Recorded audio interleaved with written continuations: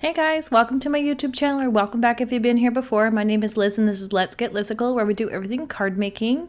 Today I'm going to show you 2 different ways to make your own pattern paper this holiday season. I'll be using some Mama Elephant products because her reindeers are adorable and I love the holiday puffy greetings.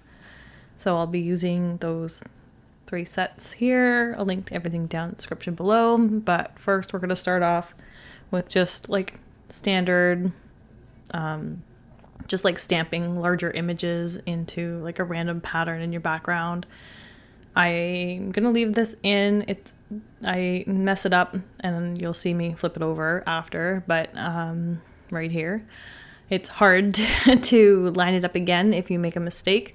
So what I did, instead of trying to stamp 3 at a time, I'm going to move the images to individual blocks.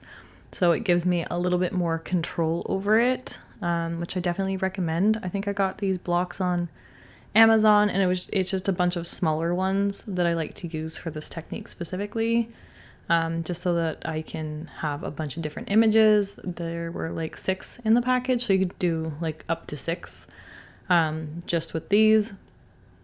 And I'm just stamping them with Lawn Fawn's clear embossing ink. And then I will heat emboss this with white afterwards. But looking back at this video now, actually, I like the way how you can like see how the clear embossing ink slowly like soaks into the paper and gets darker over time. That was actually pretty fun to watch. But yeah, so I'm just using my embossing powder from Michael's Recollections. This is the Fine Detailed Snow color. I find that this was a lot of a brighter white than some of the other embossing powders that I used. So I did switch over to this, and it's a finer powder, so it's easier for smaller sentiments. And right now I'm just trimming my panel down to 5 by 3 3/4, and then I'll end up matting it after, but I'm just going to do the patterns first. And then you can skip to the end if you just want to see the finished cards, that's fine. Now I'm doing a turnabout stamp. I did do a video on this last year on how to build your own templates. This dino template, which is also a Mama Elephant set, I made in one of my videos based on the original template that I made with the snowmen of the same brand. But I'll link that video at the end if you want to check out how I made that. But right now I'm just using the template to help place my images, and then I'm going to play around with the actual pattern itself. So what I do is I cut 6 1/4 inch square paper, because I usually do a 6-inch square, but I left a 1/8 inch border around the somewhat like jig that I made, because it's laminated. So I just ended up cutting like a 1/8 inch border around it, just so that it had that extra like stick, and then nothing like kind of like seeped into it, because I do spray water on it to clean it off, so I didn't want water getting into it. So anyway, so I cut my paper to 6 1/4 inch square, and then I play around with the placement, and even with the template you're gonna play around with your placement because each stamp is different. So like you might have to rotate it a little bit more or move it over slightly more than the one on the template, but at least it gives you, you know, the general layout. Even when you're doing this, you don't have to put it on exactly. And again, like you can use this template for your next card with the same stamps or with different stamps and make a new template. I actually don't think I've used my templates more than the one time, because again, I generally don't make the same cards over and over again, but you never know.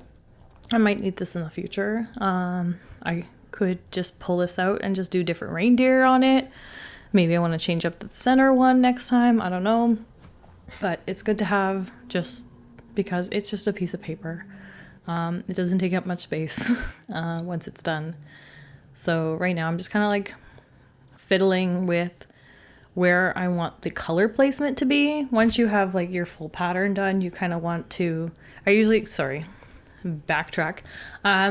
work in the top left corner to fill out the pattern, and then I'll stamp it around on the paper to see if I like the overall layout.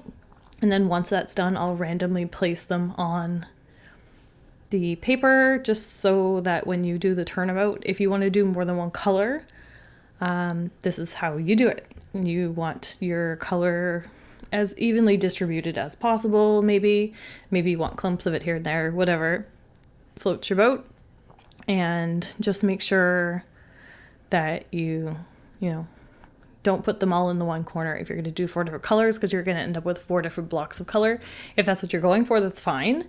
I haven't tried that yet. I might try it. But the way I do my stamps is so that you can't really see exactly where the lines are, which is why I go beyond the lines. I've seen other templates where they've kind of like made them in like a grid pattern, but I don't want to see clear lines and divisions when I do this technique. I want it to look random without actually being random, So what I'm doing is I'm now stamping them in 4 different colors using Simon's Positively Saturated inks in 2 different pinks and 2 different teals, because the color scheme is cute. It's different. I like it. It's like bubblegummy, but like cutesy sweet.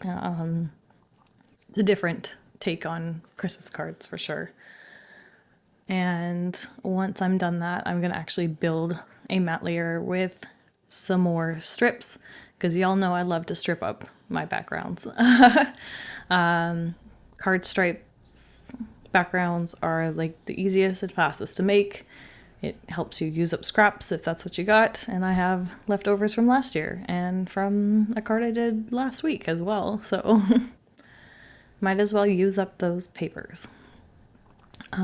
So I just noticed that there was a little bit not melted on there. So I fixed that, putting my inks away. I try to clean up my space as I go. Sometimes, not always. My desk gets kind of chaotic sometimes.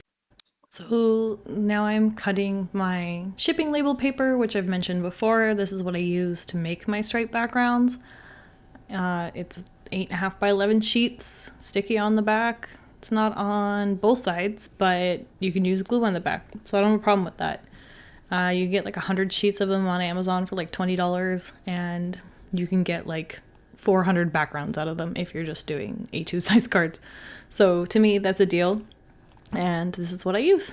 And I probably should have matched the colors a little bit closer to the inks, but I was just kind of like doing it on the fly, and it doesn't really matter that much. It's in the background, but like that darker pink maybe should have been like a magenta or something to match that. I think it was Sweet's color. But whatever, this card's cute. I'm just trimming down all those little bits, and then this is what it's gonna look like. I'm gonna glue down the matte layer, and then I'm gonna glue this directly to the card base.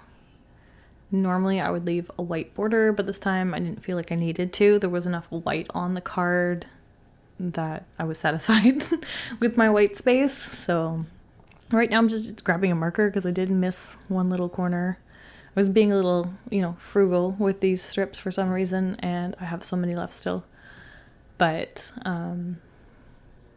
I always try to, utilize as much as possible and try not to waste too much. So now I'm just going to stamp the greeting, and after I clean these, there's that stamp scrubber. This thing's great. I love it. And I'm just going to place all these back. Again, I try to do this. I go, sometimes I throw the stamps like on other acrylic blocks or just on top of the packaging for the stamp set or whatever. Sometimes I lose them that way, so I try to put them away when I'm done. But I'm just going to stamp this with black.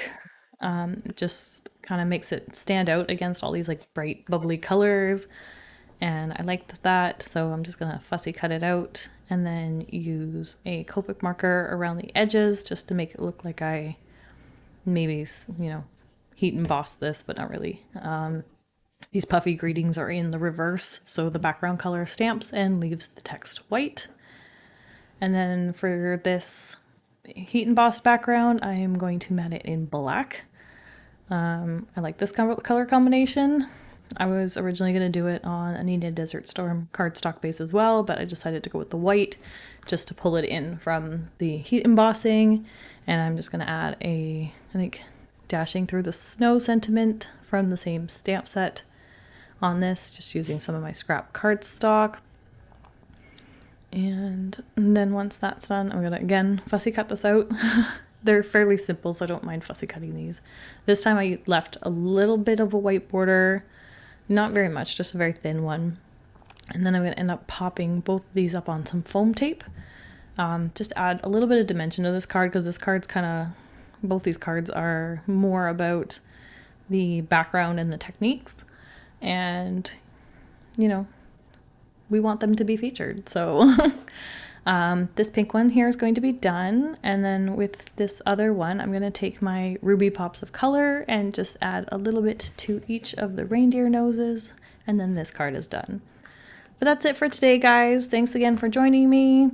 If you like this video, please give it a thumbs up, comment down below, and let me know what your thoughts are. And until next time, thanks. Bye.